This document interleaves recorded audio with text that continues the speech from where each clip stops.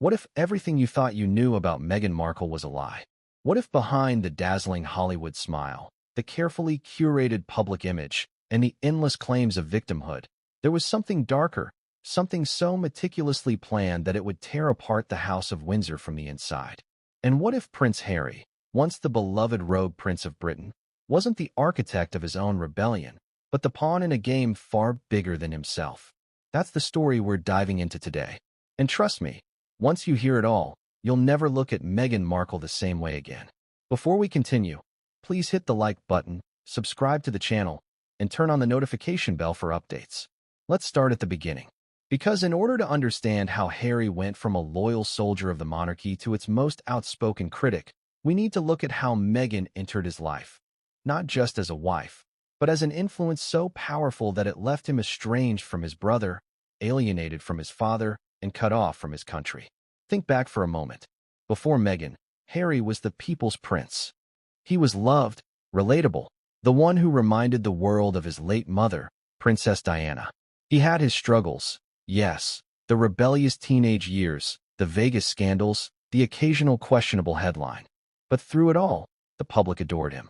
They forgave him. They saw him as human. He was, after all, Diana's boy, and in many ways, he embodied her warmth and charm. But then Meghan entered the picture, and almost overnight, Harry began to change. His once easy relationship with the press soured into bitterness. His bond with William fractured into silence. His loyalty to the Queen seemed to fade into indifference. What happened? Was it really just Harry's long-standing resentment toward the institution finally spilling over? Or was someone whispering in his ear, planting seeds of doubt, feeding his insecurities, and slowly, methodically turning him against his own family? That's the heart of the allegations we're unpacking. Meghan Markle, the actress turned duchess, accused of masterminding the exit that shook the monarchy to its core. And here's the shocking part. The evidence suggests Harry didn't leave the royal family by choice. He was persuaded. Some say manipulated. Almost as if he was led to believe he had no other option. And it didn't stop there. Because once Meghan had Harry fully committed, she allegedly turned her sights on something even more potent than her husband's loyalty: their children. Archie and Lilibet, innocent faces, born into the most famous family in the world, suddenly became more than just beloved children.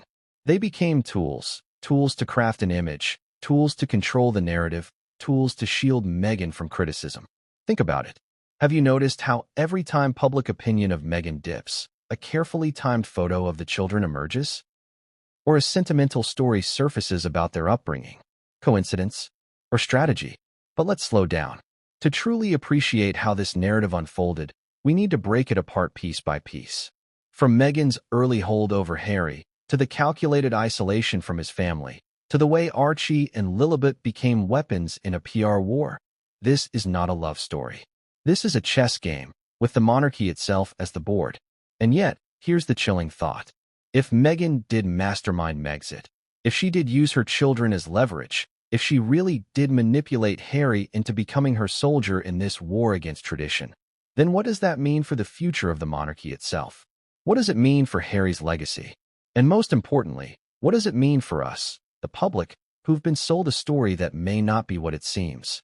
Because once we peel back the curtain, once we examine the lies, the contradictions, and the shocking truths hidden in plain sight, the image of Meghan Markle, the victim, the feminist icon, the modern duchess, begins to shatter. And what we're left with is something far more dangerous. This story matters now more than ever. Why? Because the cracks in Harry and Meghan's empire are already beginning to show. Their deals with Spotify collapsed. Netflix is wavering.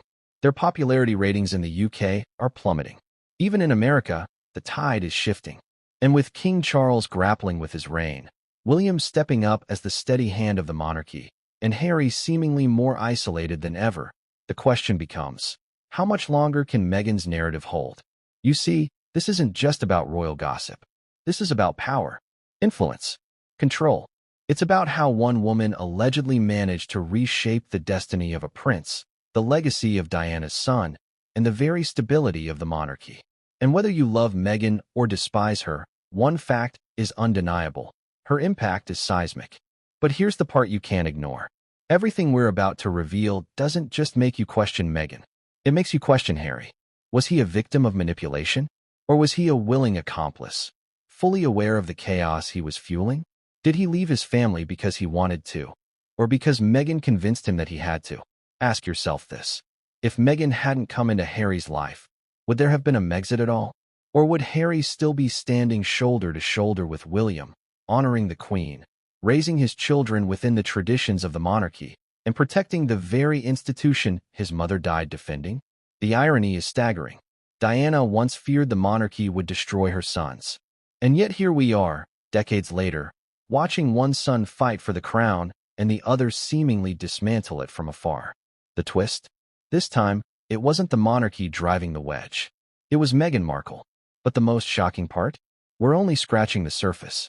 Because once we pull apart the layers, Meghan's influence over Harry, the hidden motives behind Megxit, the carefully staged moments with Archie and Lilibet, we uncover a story so tangled in contradictions, so rich in irony, that it reads less like a fairy tale and more like a Shakespearean tragedy. And here's where I'll leave you hanging, because the real bombshells are only just beginning. If you thought Meghan's grip on Harry was shocking, wait until you see how she allegedly turned him against every single person who once had his back. From his brother William, to his father Charles, to the Queen herself, no one was safe from Meghan's influence. But what came next would change everything, and no one saw it coming. What if I told you that Meghan Markle didn't just fall in love with Prince Harry, but engineered a relationship that would give her unprecedented influence over him? That the charms, the late-night phone calls, the shared laughter, and even the public displays of affection were not just love, but carefully placed tools to mold Harry into the man she needed him to be? It starts, as most things do, with observation. Meghan had spent years navigating Hollywood, mastering charm, reading people, and understanding what drives them. She knew how to enter a room, how to command attention, how to position herself as someone both approachable and untouchable at the same time. And when she met Harry, she had a nearly perfect blueprint. She had a target whose vulnerabilities were well documented, a prince scarred by tragedy, yearning for normalcy, desperate for love, yet burdened with legacy. Harry, for all his confidence and charm, carried wounds from childhood that few could understand. The death of his mother, Princess Diana, left an emotional void that was never filled. Royal life, with all its traditions, expectations, and scrutiny, often suffocated him.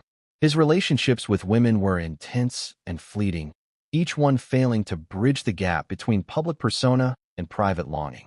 He craved a partner who would understand him, who would make him feel seen, validated, and admired. A partner who would make him feel like himself again. Enter Meghan. From their first interactions, she had the perfect mix of empathy and assertiveness.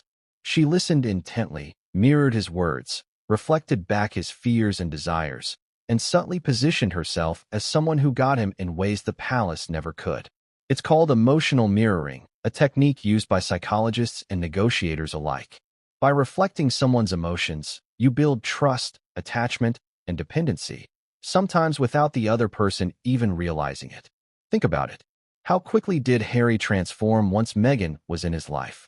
He went from being the cheeky prince, often light-hearted and irreverent, to someone more guarded, more focused, more devoted, and strangely, more distant from his family. There's a pattern here, a timing so precise that many observers can't help but notice. Within months of dating Meghan, Harry's circle of confidants shrank. Old friends faded from the picture. Calls with William, which had once been frequent, became sparse and awkward. And here's the striking part. Meghan was careful not to appear controlling. That would have set off alarms. Instead, it was subtle. A suggestion here, a planted doubt there. "I just worry about you," she'd say. "The family doesn't understand us like I do." And suddenly, the prince who had grown up shielded by tradition, trained in discretion, and surrounded by loyal advisors was questioning his own instincts. Was Meghan right? Was he alone in feeling misunderstood? Add to that the social pressures. The media adored Meghan. From suits to red carpets, every camera that clicked reinforced her presence as someone desirable, sophisticated, and flawless. And Harry? He was in love, yes, but also human. Flattery, admiration, and the intoxicating feeling of having someone who seemed to see him fully combined to deepen his attachment. But attachment isn't the same as autonomy. And here's the dangerous part. As Harry became emotionally dependent, Meghan's influence grew. She didn't have to order him around or demand obedience. She only had to make him feel that their path together was the only correct one. Doubt, isolation, and attachment, all three working in tandem, created the perfect environment for manipulation, if manipulation is indeed what it was. We have to consider the moments that, at first glance, seemed ordinary. Private trips to secluded locations, long evenings spent talking about the future, shared confidences, and private jokes. To outsiders, it looked romantic. Magical, even. But to someone trained in human behavior, these were the threads of influence being woven carefully and intentionally. Each shared secret built trust. Each laugh an intimate moment deepened dependency. Each whispered concern about Harry's family subtly redirected his loyalties. And then came the subtle planting of narratives. Meghan had long cultivated an image of being misunderstood, of being underestimated, of needing protection from the harsh realities of the world. Who better than Harry, a prince, to believe that he was the protector she needed? Who better than Harry, raised to value loyalty and honor, to commit himself fully to her cause, believing it was a shared mission? By the time Harry was fully engaged, it wasn't just affection that bound him to Meghan. It was a combination of emotional reliance, guilt, admiration, and the intoxicating sense that he was part of something larger, something only he could protect. And in that moment, his world shrank to a simple equation. Meghan needs me. I must support her. I must shield her. I must trust her. And when that trust demanded that he step away from his family, he did so, not fully aware of how deeply he had been influenced. And yet, there are contradictions even here. Harry, who had always been outspoken, suddenly became cautious in the palace. He was protective of Meghan, yes, but also distant, wary, and sometimes reactive in ways that confused his family. Was this a change in personality? Or was it the result of calculated influence, a steady shaping of behavior over time? It's a question that echoes through every report, every interview, and every public appearance. Was Harry truly the decision-maker we've been told? Or was he acting on instincts subtly guided by someone else? Someone who had spent months, perhaps years, understanding exactly what made him tick and positioning herself at the center of his emotional universe? And let's not forget the early red flags, the subtle signals that something unusual was happening. Harry's friends reported that he had become more insular, more hesitant to share with longtime companions. Public appearances began to carry a tense, almost defensive energy. He was still charming, still witty, but there was a guardedness now that hadn't existed before. His laughter at events, once easy and spontaneous, became measured. His warmth toward family members, once automatic, required effort. But here's the twist. Outsiders didn't perceive this as manipulation. They saw it as love. They saw it as devotion. They marveled at the couple's chemistry, the way Meghan seemed to bring out a new side of Harry. And in a way, that's exactly what made the influence so effective. By cloaking guidance and love, by masking control as affection, Meghan allegedly created an environment where Harry felt both empowered and obligated, inspired and dependent, loved and convinced that his loyalty could only belong to her. This is why the seeds of control are so important to understand. They are invisible at first, hard to pinpoint, but once traced, the pattern is undeniable. Each compliment, each shared secret, each emotional nudge was a piece of a puzzle designed to shape the prince into the man Meghan needed him to be, loyal above all else, committed without hesitation, and willing to leave behind everything he once knew for the sake of their bond. And if you think this is just speculation, consider the timing. From their first meetings to engagement, the pace was accelerated. Steps that might have taken years were compressed into months. Intense emotional experiences, shared confidences, and public attention all converged to create a feedback loop, reinforcing Meghan's influence. Every media story praising her, every public accolade, every red carpet moment fed into Harry's perception of her as extraordinary and, implicitly, indispensable. Ask yourself this. If Meghan's influence was so effective in these early stages, what did it set the stage for later?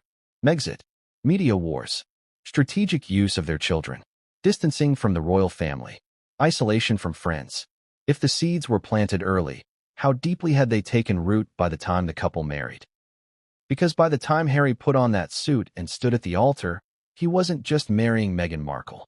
He was stepping into a new reality where his decisions, loyalties, and public persona were increasingly intertwined with someone whose influence over him may have been far more potent than anyone outside the palace could ever imagine. And yet, this is only the beginning. Because if the early influence of Meghan over Harry was this profound, just imagine what came next when she allegedly turned her attention toward isolating him from the people who mattered most, his family. But what came next would change everything, and no one saw it coming. What's the fastest way to gain control over someone you care about? Not by confrontation, not by overt demands, but by subtly reshaping their world so that the people they once trusted are no longer there to guide them. That's exactly what many insiders allege happened with Prince Harry in the early years of his relationship with Meghan Markle. The man who had long relied on his family, friends, and lifelong advisors suddenly found himself stepping into a world that felt smaller, narrower, and entirely dictated by the woman he loved, or, some say, depended upon. Think about it. Before Meghan, Harry's life had a balance. He had William, his brother, as a confidant, someone who understood the weight of being royal. He had longtime friends from his military service, friends who had shared laughs, secrets, and experiences that kept him grounded. And yes, he had the palace itself, with its advisors, aides, and mentors who had been part of his upbringing, helping him navigate the tricky waters of public life. But almost immediately, that balance began to shift. How did it start? Subtle comments, suggestions about who to trust and who to be wary of. "I just think your brother doesn't really understand what you need," Meghan would say. "Sometimes he's too focused on the institution rather than you as a person." At first, these statements seemed harmless. They were framed as concern, as empathy, as protection. But repeated over time, they created doubt. Harry, already feeling the weight of expectation and often misunderstood, began to internalize these suggestions. Was William really trying to help? Or was he just part of a system that didn't care about Harry personally? At the same time, Meghan allegedly fostered a sense of us versus them. The palace, the media, even friends who had known Harry for decades. Suddenly, they became outsiders in a world that Meghan and Harry were building together. Each dinner, each private conversation, each decision subtly reinforced the idea that the couple needed to rely only on themselves, and most importantly, on each other. The isolation wasn't physical at first. It was emotional. It was psychological. And it was devastatingly effective. Harry's friends noticed. Reports suggest that old confidants began to drift away, not because Harry rejected them, but because the dynamic had changed. Calls were returned less frequently. Invitations to family gatherings were skipped or postponed. Even William, who had once been a near-constant presence in Harry's life, found himself on the outside looking in. The warmth and easy camaraderie that had defined the brothers' relationship since childhood was replaced by tension, awkwardness, and eventually silence.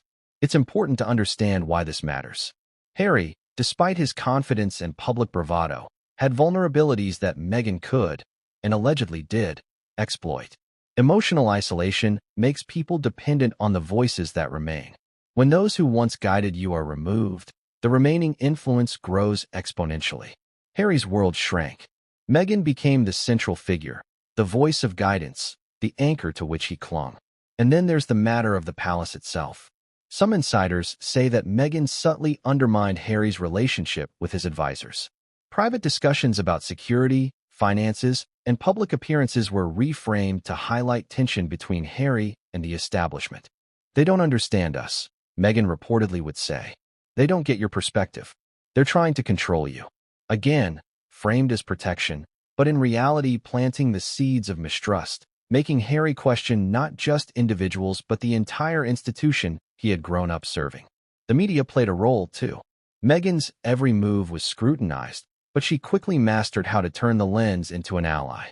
Photos, interviews, and appearances were carefully curated to show Harry as supportive, loving, and sometimes even oppressed by the pressures of royal life.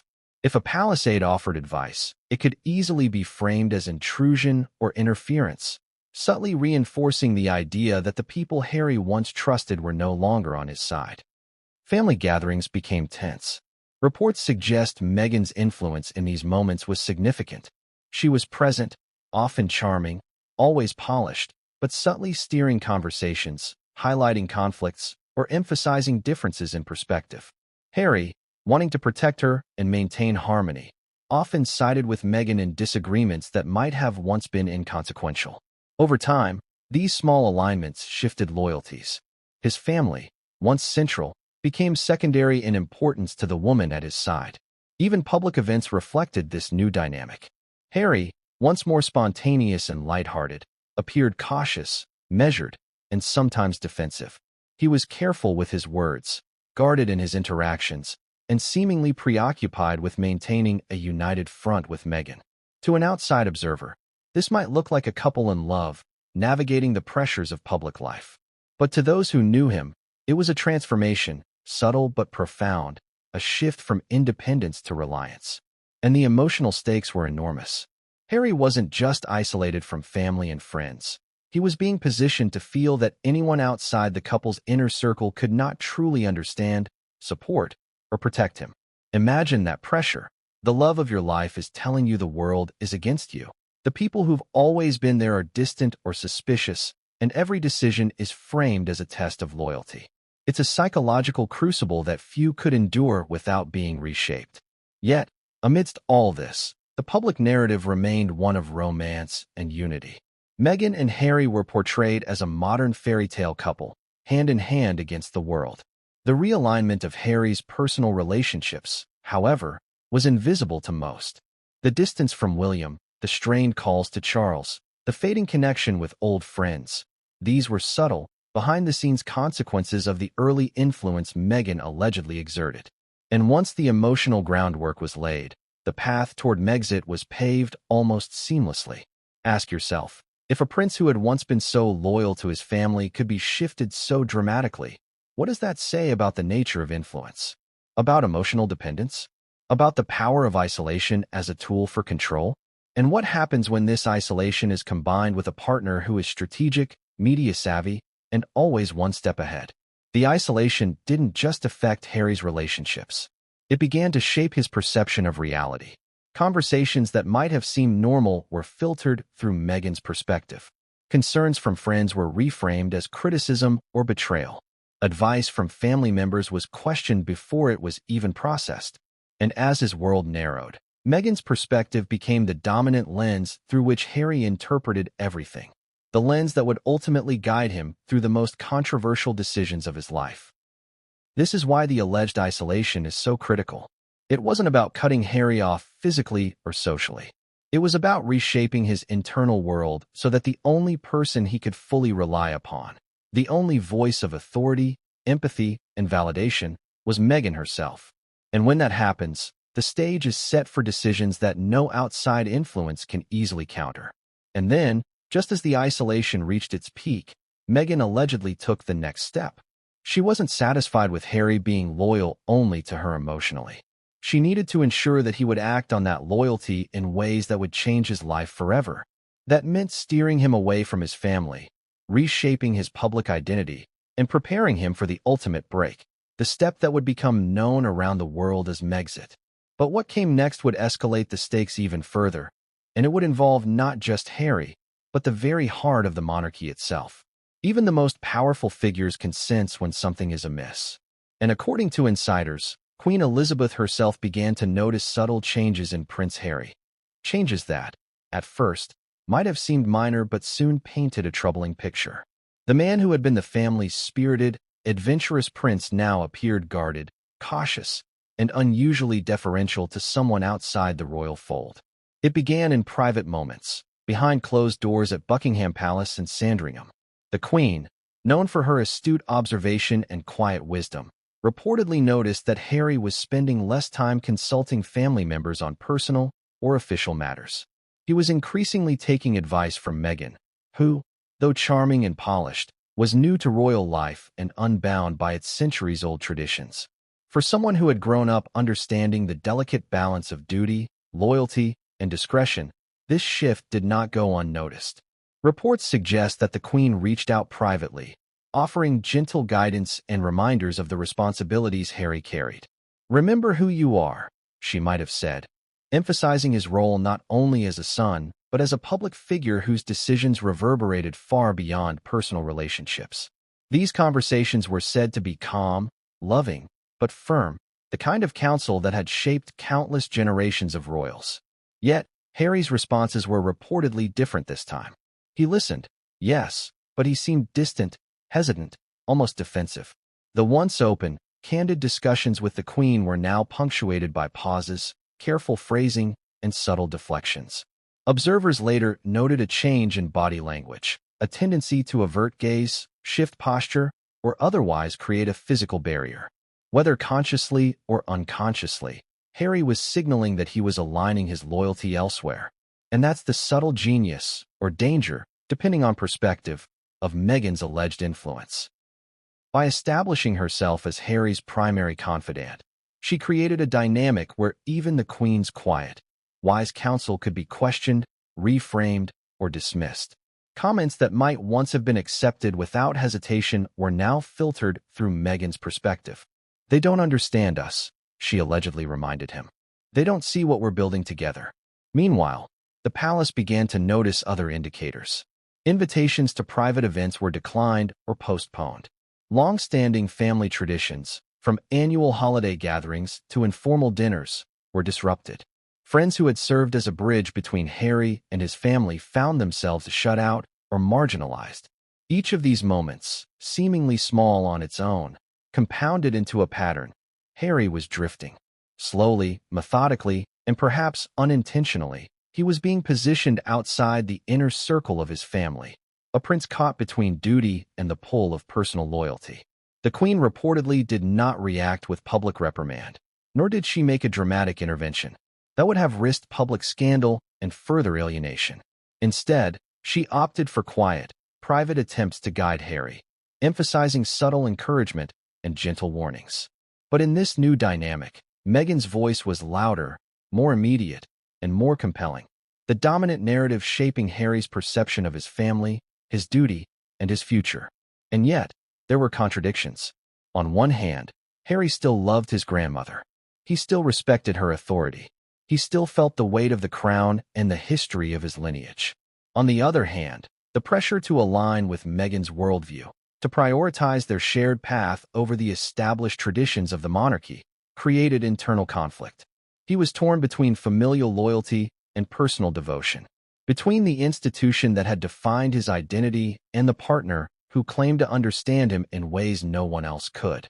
Some insiders suggest that Meghan used this tension to her advantage.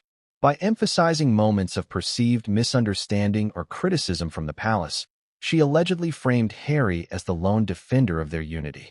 She was the ally in a world of subtle opposition, the protector against a family whose rules seemed suffocating. And by doing so, she increased his emotional dependence, ensuring that his decisions would increasingly reflect loyalty to her rather than to his broader family obligations. Publicly, Harry appeared composed. Interviews and appearances showed a confident, modern royal, ready to stand beside his wife in a partnership of equals. But privately, the situation was more complicated. Palace aides and family members reportedly noted a growing tension, a sense that Harry was no longer fully accessible, no longer fully aligned with those who had guided him for decades.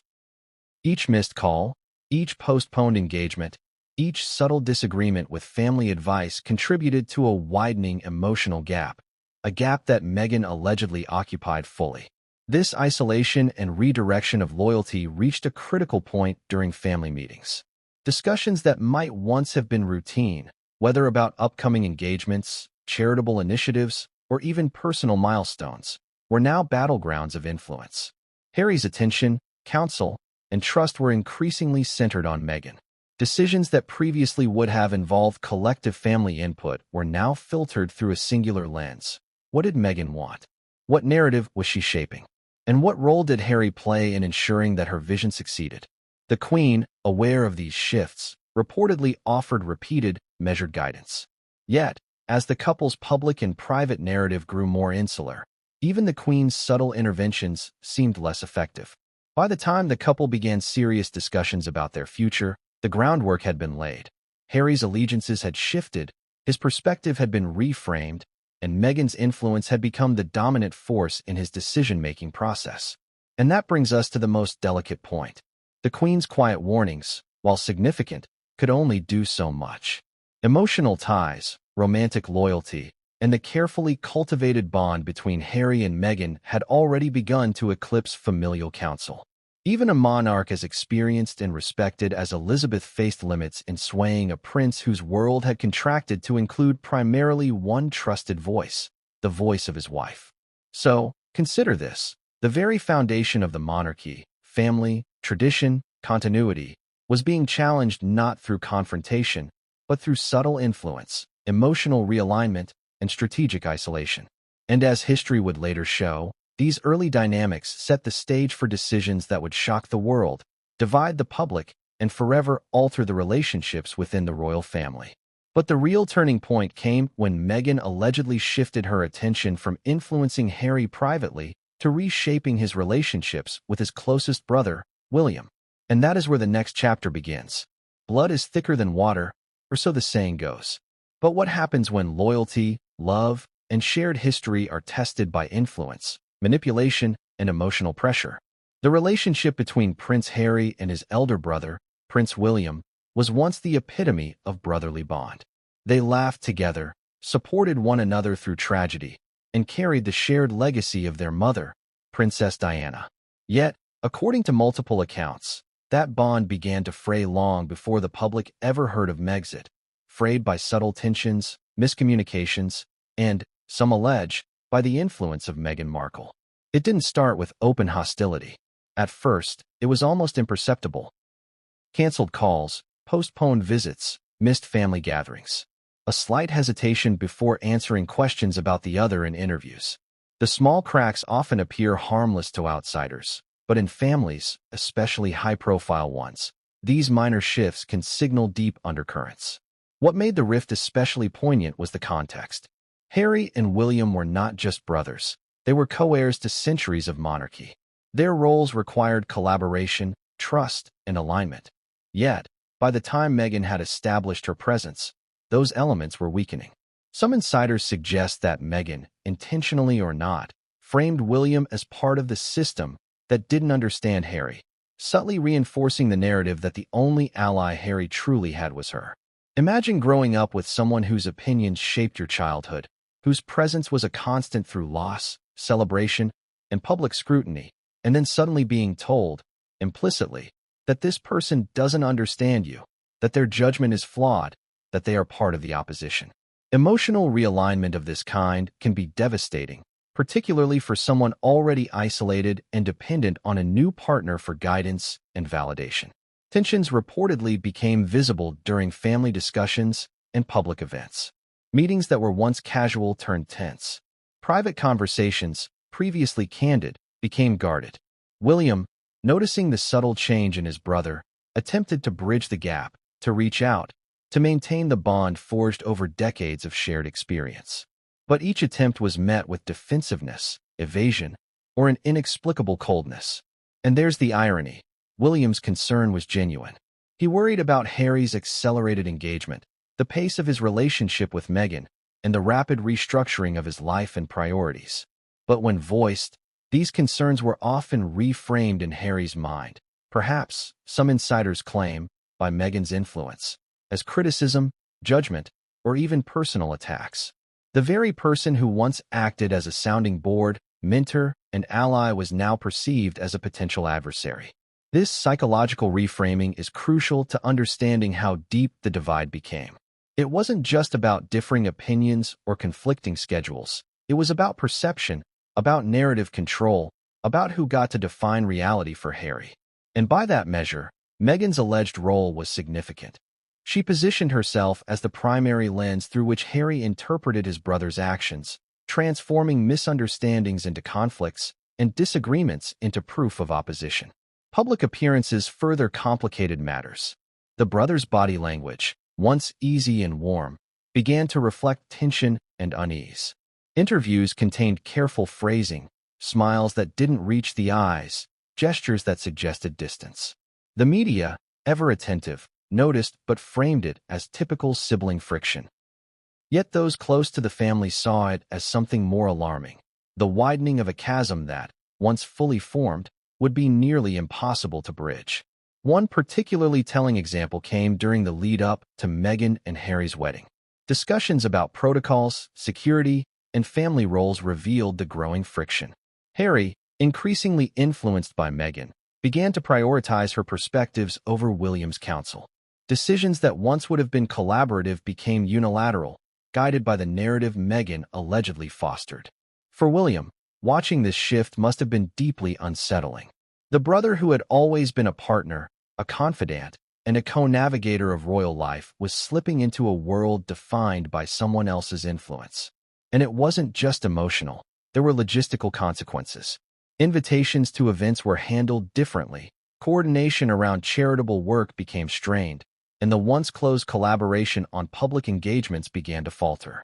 Harry's network within the family, a network built over decades, was slowly being replaced by new advisors, many connected to Meghan, many operating outside the traditional royal framework. The effect was subtle yet profound. Harry's alignment with William and the palace was weakening at every level. The public, meanwhile, remained largely unaware. To the world, Meghan and Harry were a modern power couple, standing together against scrutiny, united in purpose. But behind the scenes, the emotional and psychological landscape was shifting dramatically. William, a brother who had once been a source of guidance and security, was now a figure of tension. Trust that had been absolute was now conditional, filtered through layers of influence and narrative. Perhaps the most critical element of this divide was the emotional leverage it created. By fostering a sense of estrangement from William, Meghan allegedly increased Harry's dependence on her for validation, guidance, and emotional support. Each disagreement with William became a reason to lean further into the relationship, to double down on loyalty to Meghan, and to accept her perspective as the ultimate arbiter of right and wrong. The consequences would ripple outward. A brotherly bond that had endured tragedy, public scrutiny, and enormous personal pressure was fractured at a time when unity mattered most. The stage was being set not just for Megxit, but for a broader narrative. Harry as the prince standing apart from the institution, guided by loyalty to his wife over the family that had raised him. And yet, there was a deeper irony. For all the tension, Harry still loved William. He still cared about his family's legacy, their shared history, and the role they played in his life. But love, in this scenario, was being tested by influence. By shaping perception, controlling information, and subtly isolating Harry from his brother, Meghan allegedly ensured that loyalty to her often took precedence over familial bond. So, as we look at the William divide, it's clear this wasn't a simple fallout. It was a carefully cultivated emotional landscape, where influence, perception, and strategic isolation combined to reorient a prince's loyalties. And the consequences would not remain private for long, because the next move in this unfolding drama involved the most powerful figure in Harry's life, the Queen herself. And if Meghan had succeeded in subtly shifting his loyalties from William, could she do the same with the woman who had been his ultimate guide for decades? But what came next would test loyalty, patience, and influence on an entirely different level. And it would set the stage for decisions that would shock the world. Every image, every interview, every public statement, all carefully orchestrated. That's how some insiders describe Meghan Markle's approach to public relations. Not just reactive, but proactive, precise, and profoundly strategic. And the key to her strategy? Positioning herself as the perpetual victim, a modern-day princess caught in a gilded cage, misunderstood by the very institution Harry had been born into. From the beginning, Meghan understood the power of narrative. Hollywood had taught her that perception is everything. She knew how to craft an image that resonated with audiences, elicited empathy, and shaped public opinion. And when she entered the royal fold, she allegedly applied the same principles, only now on a global stage.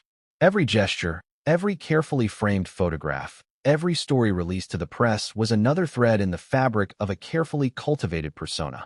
The woman who was both extraordinary and unfairly targeted, a duchess navigating a cold and unforgiving system. Consider the media coverage leading up to Harry and Meghan's wedding. Stories often emphasized her struggle to adjust to royal protocol, the scrutiny she faced as an American, a woman of mixed heritage, and a former actress. Headlines framed her as misunderstood, underestimated, and sometimes outright attacked. Public sympathy began to tilt in her favor. Even subtle contradictions, moments where Meghan's behavior might have sparked criticism, were reframed as evidence of systemic pressure or unfair treatment. The narrative was powerful: Meghan the victim, Harry the supportive prince. And the public bought it. But what made this PR machine so effective was its subtlety. Meghan didn't need to overtly accuse anyone in the family or the institution.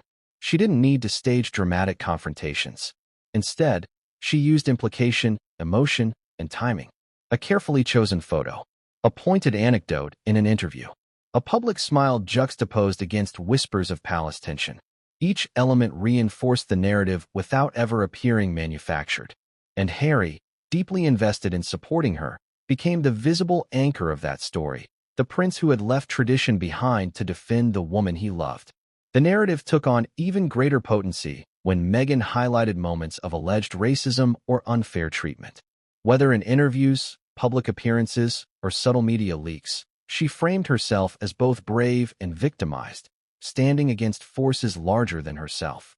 And by positioning Harry as her unwavering supporter, the couple presented a united front that few could challenge without appearing callous or insensitive. The strategy was almost flawless. But there was more beneath the surface. Every public appearance, every gesture, and every story served another purpose: reinforcing control over Harry. By painting the institution as rigid, judgmental, or unsympathetic, Meghan allegedly deepened his reliance on her judgment, further isolating him from traditional support networks.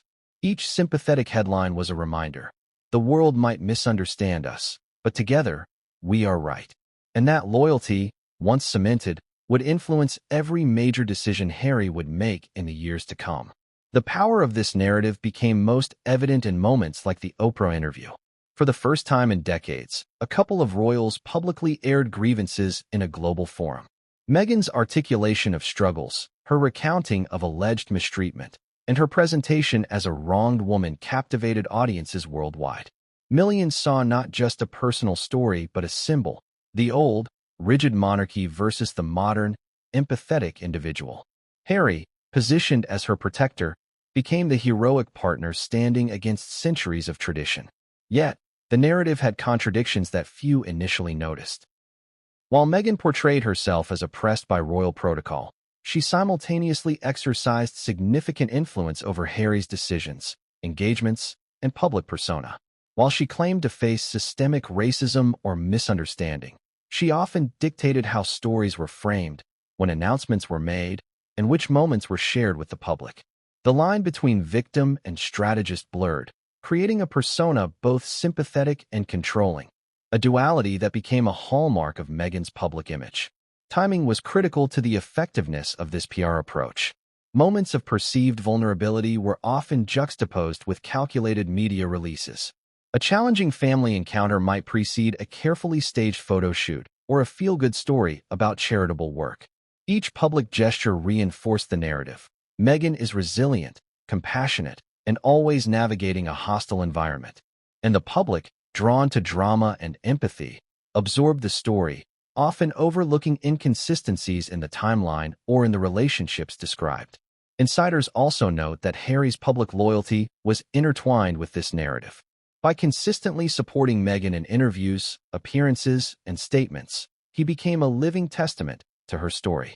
He reinforced her position not only in public perception, but also within the dynamics of the family itself. By the time major decisions, like Megxit, were formally announced, Harry's allegiance had already been realigned. His personal devotion and public image were inseparable from Meghan's strategy.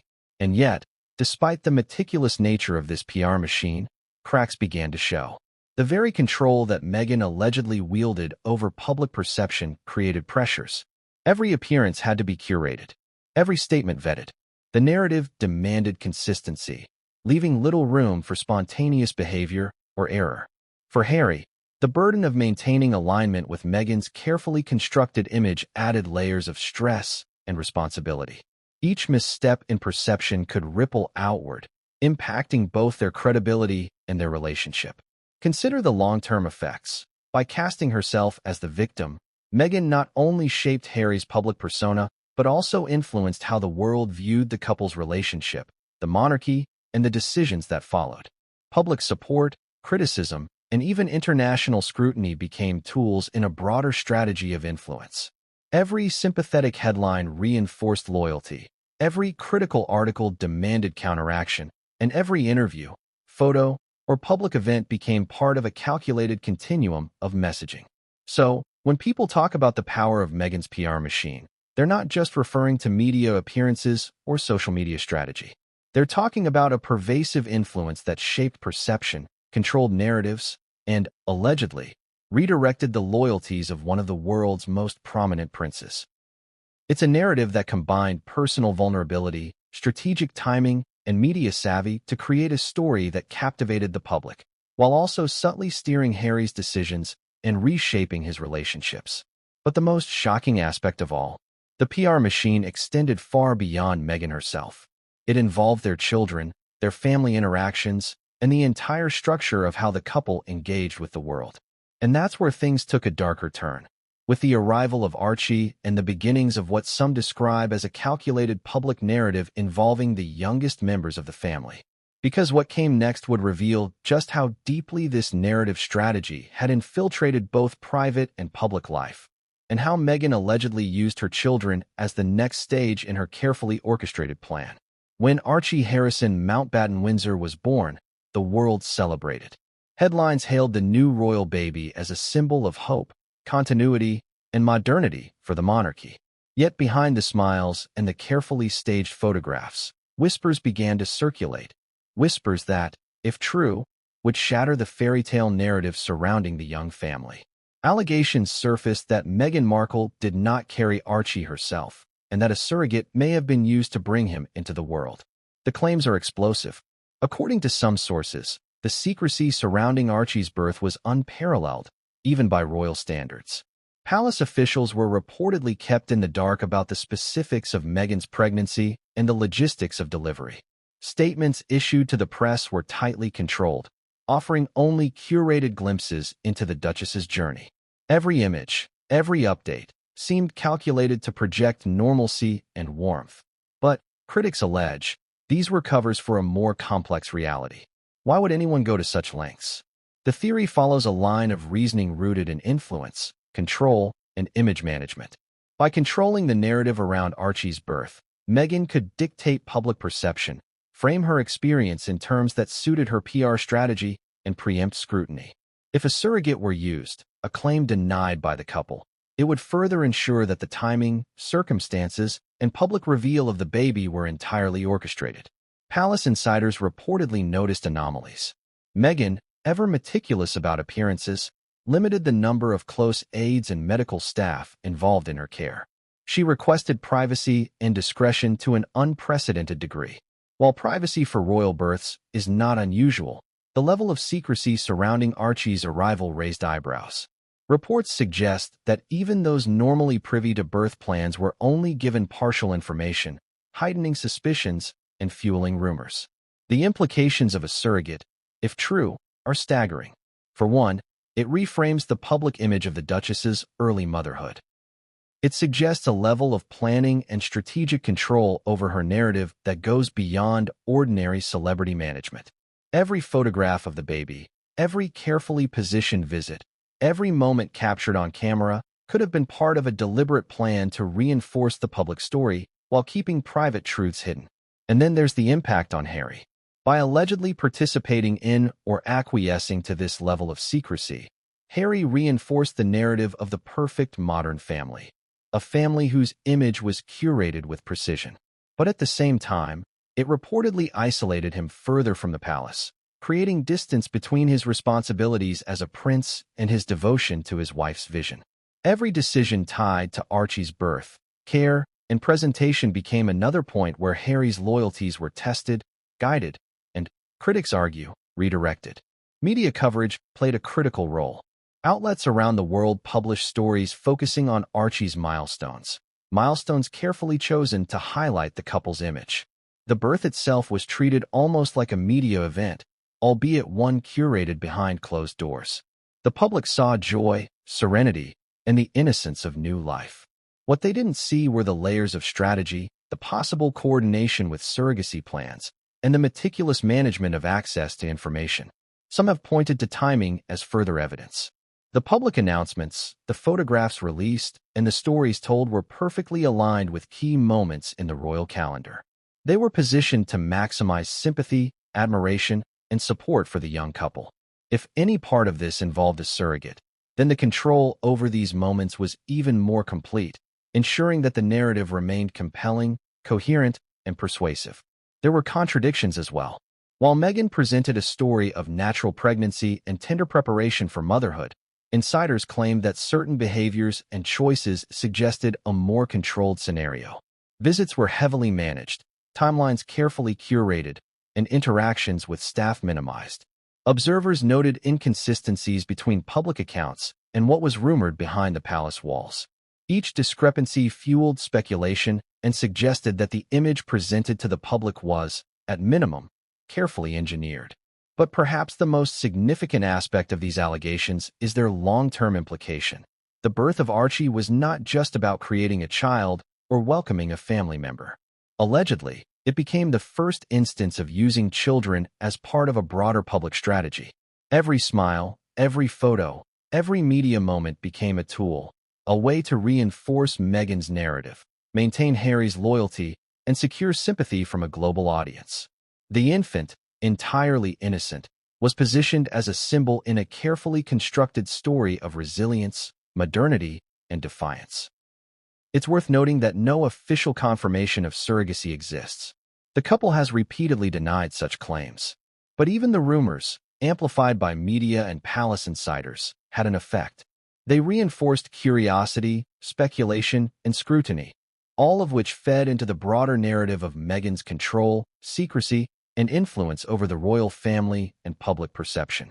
For Harry, Archie's birth represented both joy and responsibility. Yet, it also reportedly marked a turning point in how he viewed his role within the family and his marriage.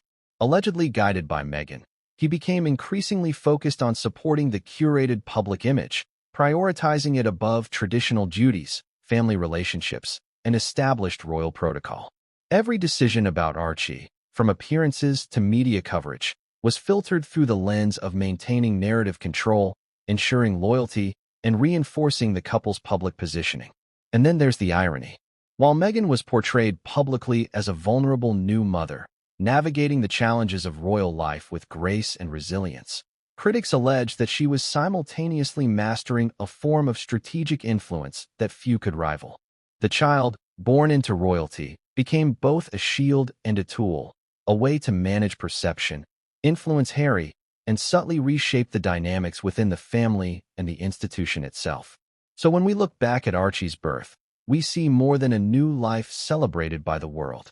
We see the first instance, according to some insiders, of how Meghan allegedly began to use children as part of a carefully orchestrated strategy, one that combined secrecy, media control, and emotional influence to shape the next chapter of the royal story.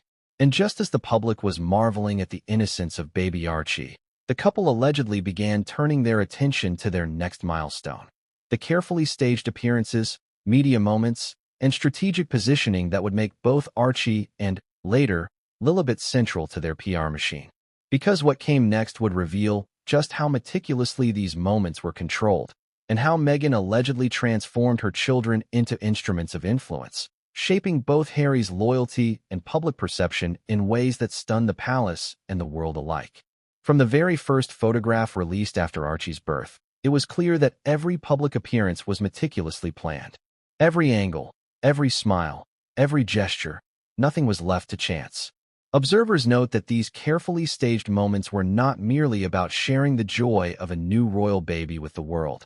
They were about control, narrative shaping, and, according to some critics, the strategic use of a child to reinforce Meghan Markle's and Prince Harry's public image. Think about the public's reaction. The first official portrait of Archie, held in Meghan's arms, exuded warmth, intimacy, and serenity. The timing of its release coincided with global media attention, ensuring that the couple's message, a modern, loving, and relatable royal family, dominated headlines. It was perfect. Every detail seemed intentional. Meghan's wardrobe, the lighting, the backdrop, even the expressions. Analysts later pointed out that the photograph conveyed a sense of calm and grace, subtly positioning Meghan as a nurturing mother while reinforcing Harry's role as devoted and supportive. But it wasn't just the first photo. Each subsequent appearance, from charity events to casual walks with the child, was coordinated with a precision that some argue went far beyond typical royal protocol. Meghan's understanding of media psychology, combined with Harry's willingness to participate, created a feedback loop. Every public interaction reinforced the desired narrative, while simultaneously shielding them from critical scrutiny. If questions arose about their decisions, the images and stories of family warmth and devotion served as a counterbalance, a shield against public criticism. The couple also leveraged milestones for maximum impact. Archie's first birthday, his public outings, and the carefully selected moments shared on social media all followed patterns that mirrored sophisticated marketing campaigns. Every release was timed for visibility, sentiment, and influence, ensuring that attention remained favorable and largely under their control. Observers argue that this deliberate management transformed Archie, an infant, into a symbolic tool within a broader strategy, a child whose very presence helped define the narrative surrounding Meghan and Harry. Critics claim that these orchestrations extended beyond mere public perception. By controlling how and when Archie was seen, Meghan allegedly influenced how Harry perceived his responsibilities as a father, husband, and public figure. The child became a central axis around which loyalty, narrative, and emotional influence rotated. Harry's devotion to Meghan and Archie intertwined, reinforcing behaviors that kept him aligned with the carefully constructed image she presented to the world. Every smile captured, every appearance planned, and every anecdote shared in interviews subtly strengthened her influence over him. Even casual moments, seemingly spontaneous, were reportedly curated.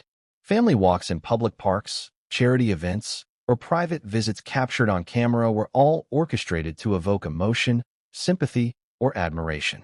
Observers note that Archie was always presented in ways that highlighted harmony and affection, creating a consistent narrative of an idealized modern royal family.